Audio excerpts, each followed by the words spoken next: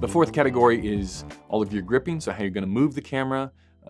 Again, going off of the Australian system, where we're not talking about light shaping, we're not talking about rags or frames or anything like that. We're just talking about the movement of the camera and some of the neg in the grip department.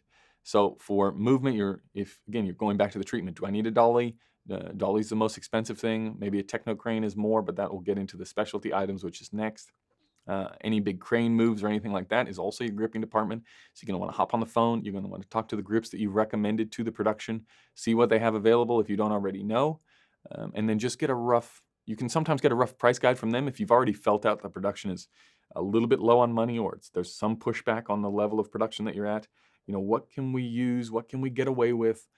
Just be thinking about those grip situations and what might come up and where you can save time and what you can offer. Because I always, if you know that the production is short on money, but you know that you need this specific piece of gear and it might be rather expensive, look for other ways in the production that you might be able to save money.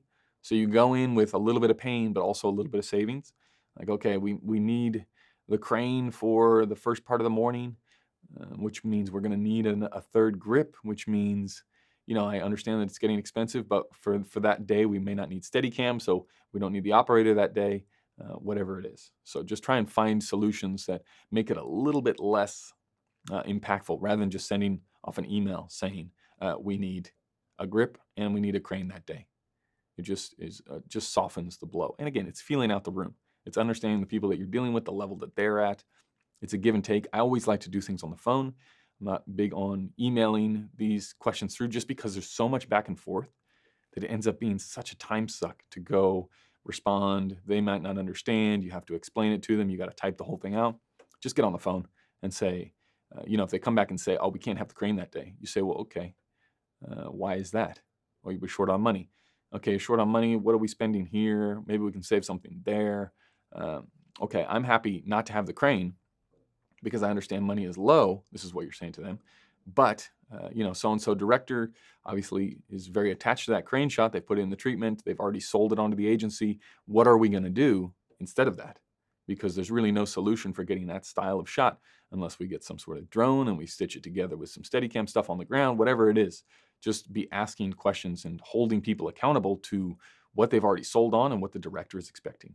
Because a lot of the times you are the proxy for the director in defending the ideas that are in the treatment. You'll sometimes come across productions that will try and sneakily, not all producers are above board.